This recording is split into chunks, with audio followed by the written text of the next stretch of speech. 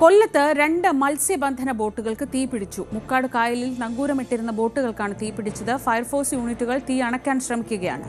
വിവരങ്ങളുമായി എസ് വിനീഷ്, എന്താണ് വിശദാംശങ്ങൾ? ഇന്നൊരു ഉച്ചയോട് കൂടിയായിരുന്നു സംഭവം ഉണ്ടായത്. മുക്കാട് കായലിലാണ് നങ്കൂരമിട്ടിരുന്ന 2 ബോട്ടുകൾക്ക് തീപിടിക്കുകയായിരുന്നു. നമുക്കറിയാൻ കഴിയുന്നത് ബോട്ടിനുള്ളിൽ ചില തൊഴിലാളികൾ പാചകം ചെയ്തതിനെ തുടർന്ന് ഗ്യാസ് ലീക്ക് ആവുകയും അങ്ങനെ തീപിടുകയും ചെയ്തു എന്നാണ് നമുക്ക് ലഭിക്കുന്ന വിവരം.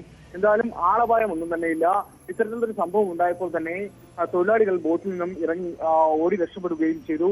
എന്തായാലും ഈ ബോട്ട് നങ്കൂരം വിട്ടിരുന്ന ഭാഗം, അതായത് കയർ വെച്ച് കെട്ടിയ ഭാഗം അവർ അറുത്ത് മാറ്റുകയും ചെയ്തു. അതുകൊണ്ടാണ് മറ്റ് ബോട്ടുകളിലേക്കും തീ പടരാതിരുന്നത്. അത് വളരെ ആശ്വാസകരമാണ്. എന്തായാലും 2 ബോട്ടും ഇപ്പോൾ കായലിന്റെ നടുഭാഗത്തേക്ക് ഒഴുകി മാറിയിരിക്കുകയാണ്.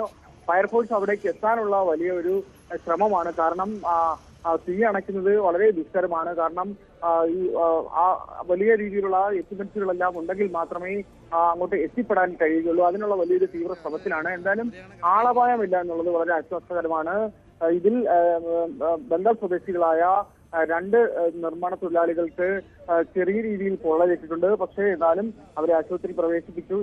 ഇവർ പാചകം ചെയ്യുന്നതിനിടയിൽ ഉണ്ടായ ഗ്യാസ് ലീക്കാണ് ഈ ഒരു അപകടത്തിലേക്ക് നയിച്ചതെന്നാണ് പ്രാഥമികമായി ലഭിക്കുന്ന വിവരം. എന്തായാലും തീ അണയ്ക്കാനുള്ള വലിയൊരു ശ്രമം തുടരുന്നുണ്ട്. വിനീഷാണ് വിവരങ്ങൾ നൽകിയത്. ദൃശ്യങ്ങളിൽ കാണാം, വലിയൊരു അപകടമാണ്. 2 മത്സ്യബന്ധന ബോട്ടുകൾക്കാണ് തീപിടിച്ചത്.